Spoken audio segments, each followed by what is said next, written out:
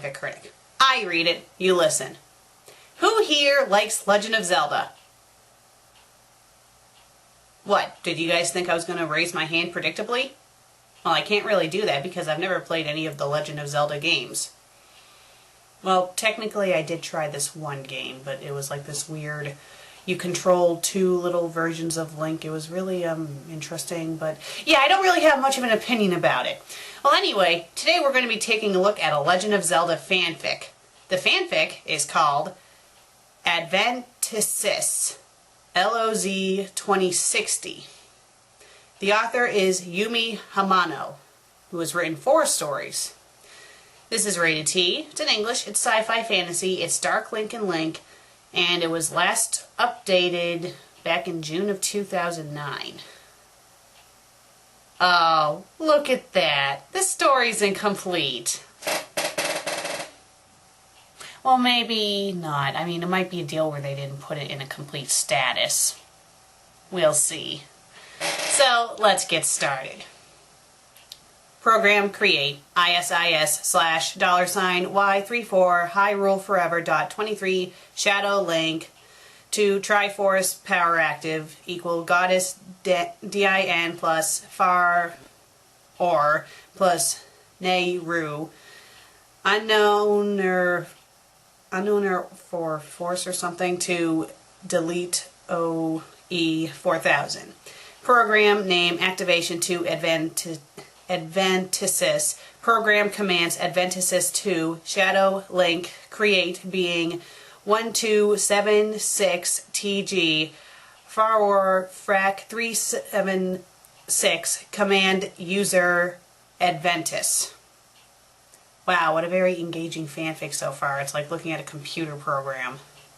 Actually, I think that's what it's supposed to be. Okay, let's skip all the mumbo-jumbo babble talk. Da-da-da-da-da-da. Okay, now we're at the actual story.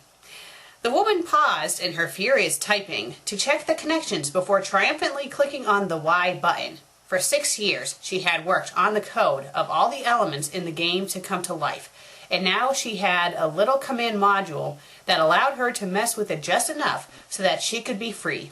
Oh, Legend of Zelda was not safe from her anymore. Unfortunately, she didn't give herself total control. No, she let the program Adventisis, which had its own brain, take control of the pure elements of life in Hyrule.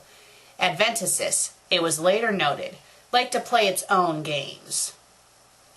Through the years of toil, she had made and observed so much of the code that she began to be controlled by it. Though it was slowly becoming reality, she herself was a vital part of the program, and when Adventisis saw the command Shadow Link, it decided to play a game with her body. The command said create, but not how. The others said retrieve. But here in the last stages, Shadow Link said create only. The woman's last mistake. The process, mused the supercomputer, would be at first slow. Good morning, Aventcraft Industries here, bringing to life fantasy since 2060. How may I help you? Sharon Gray Mirror always answered the portable holotalk like this before thinking, but she stopped when she realized she was looking at her sister, Mindy. Oh, hi Mindy, sorry about that. I just finished Project Adventitis and the Advent series is stuck in my brain. By the way, how is Project Advent doing? Ugh, Sharon, you need to get out more, have some fun, and get a real boyfriend before these intelligent programs start screwing with you. Zachary and I are going to see Rocky Horror Picture Show with Lewis tonight, and I know you always liked the oldies. Are you going to come with? The hollow of Mindy was tapping its foot in anger, and Sharon smiled sheepishly. She had been neglecting everyone for a long time, using all of her spare moments away from work on her private Advent project. Advent projects were normally sexist, using male gods as project logos and male telecom minds to work with, even though she was their greatest designer. So she launched Adventisis and lost her family. Sure, I'll go. What's the time? Midnight. like always. Didn't you know that? Oh, and nice hair, by the way. Huh? You colored it purple, didn't you? The look suits you. Mindy hung up, and Shannon was left flabbergasted. She was blonde. The realization of something being wrong nipped at her genetically modified, and they had cost tons of money in service reprogramming to get Hylian ears. And they were slicked back in anger. "ADVENTISIS! What have you done?" "Nothing, Mistress Shannon. You merely tend to absorb code at an alarming rate. Perhaps a dinner away from developing Hyrule would be necessary." Adventisis was always polite, a feature she had embedded in its very action. Oh well. A full night on the town would be absolutely wonderful. A.N. So that's the first chapter of ADVENTISIS. Hope you like the idea. I do not own Legend of Zelda or Rocky Horror Picture Show, but I can picture Minda watching it. So, do I get credit? No, you still don't. Let's move on to the next chapter, which is only one chapter. Well, maybe it's a very short story. Let's continue with the second chapter. A.N. Hey, this is Yumi again. I kind of figured that, unless you're letting other people write your stories for you. I can't help writing more of ADVENTISIS, hee hee. It looks like I found a mix that fits my talents. In this chapter, our range of characters is fleshed out, and we learn how powerful nerds can really be. Or maybe not. For future hints of things to come, well, there was enough in the first chapter. Zerathor was an exercise program. And forgive me if I pronounced it wrong. Please don't leave 50 comments telling me that I did. Thank you. And was one of the many all designed by the same man. A man who Shannon, being one of the two parents of the Telecom computers, knew very well. Actually, he was her ex-boyfriend. Her gay ex-boyfriend. His name was Vincent Lilac Mura. And he was regarded as the father of modern exercise simulations. Hundreds of thousands of fat people owed him for their allegiance. Shannon, a fit and strong young woman, owed no such thing. 146, 147... Step it up, Vinny, or you'll never think of landing a blow. She taunted the man clad in the holographic form of Violet Link, knowing he'd never land a hit. From within her hollow of Shadow Link, she was invincible. "You are a lunatic!" Vincent was panting to keep up and try to find a way through her defenses. "How did you get so strong sitting at a desk all day?" Notably, Vincent was the one who had suggested Project ADVENTISIS to her, likely to get her to be less physically inclined so he could finally beat her, though it could just be the fact that he was an LoZ fan too. There were 5 spectators watching them, all of which Sharon knew were taking bets on who would come out on top this time. Clenching her sword tight, she flashed a grin and tried to move straight out of the 4 swords plus manga. The crossover was normally given to the color that was her opponent, but she had to figure that Vio learned it from someone, and she had the strength to pull it off. Vincent, still unable to block that move, fell down in the classic "I'm dead but not really, just knocked out" pose. Loud grumbles and one whoop of laughter from the audience reached Shannon's ears, and she bowed, deactivating the hollow on her and Vincent. Noting he was waking up, she grabbed his arm and dragged him to his feet. "Vinny, Vinny, Vinny. That was the 18th time I've pulled that move on you. Haven't you come up with a blocking strategy yet?" The amusement in her voice was tempered with concern. The first time she had landed that hit, it was with too much force, and the hollow could only move the damage to his irises, the place where it did the least. Now the purple-eyed man glared at her, yanking his arm out of her grip. "Whatever. I'm actually studying your motion to see how it works. Also, I'm having Thora give my wake-up time and your force and see what the relation is there." Always the scientist, Shannon giggled madly. "The crossover is something you gotta feel.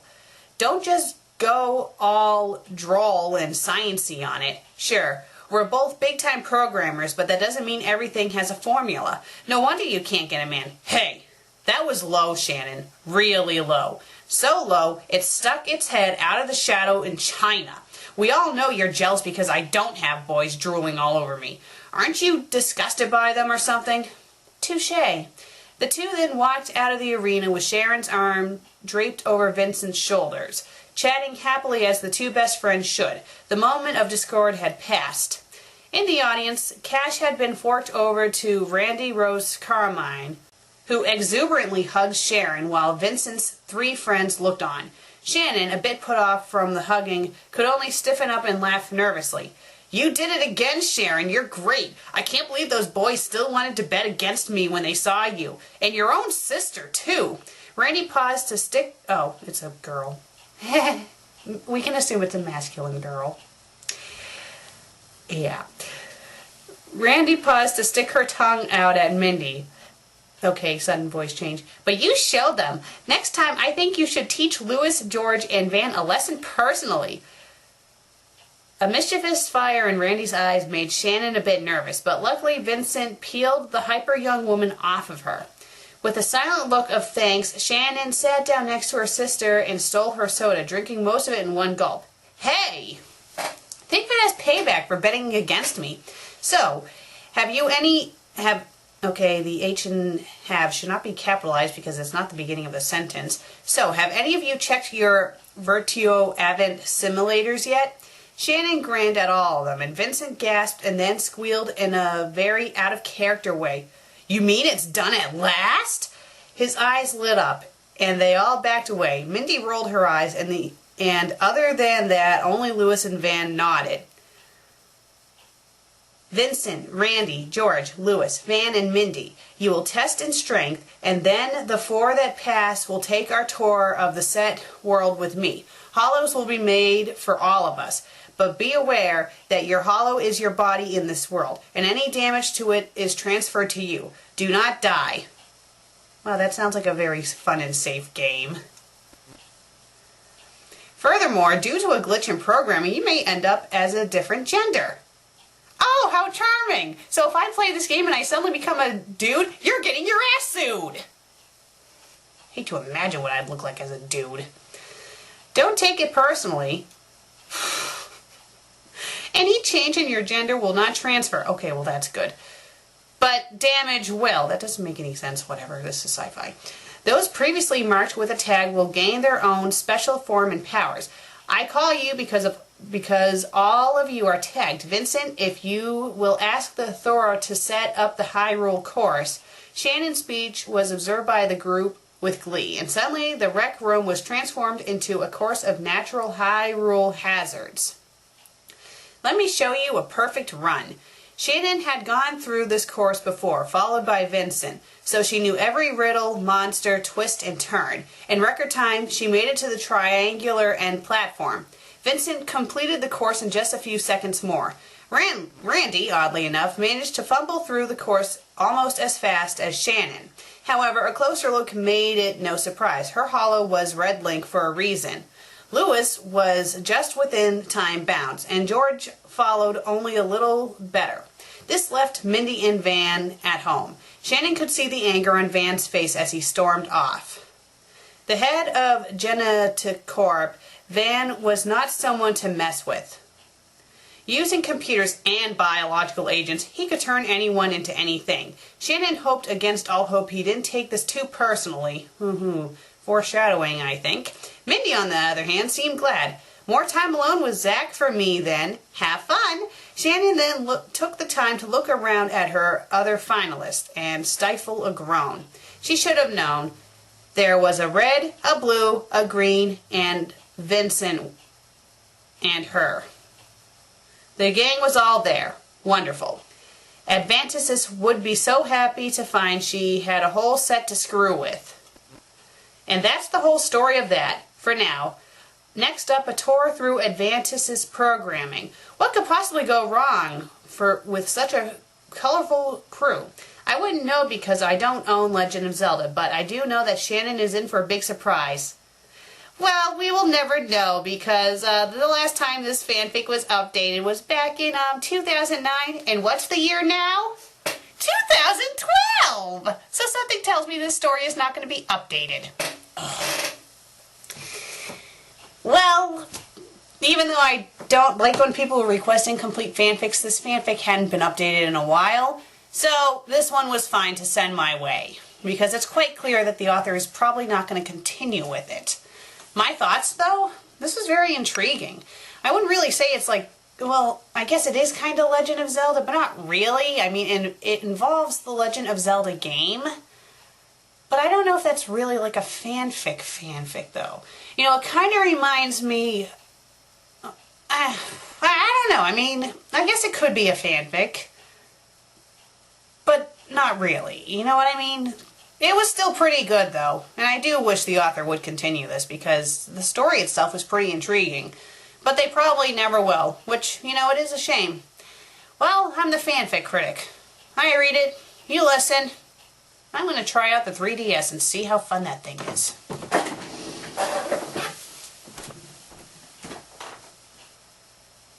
Wait a minute, why am I leaving the room? It's over here.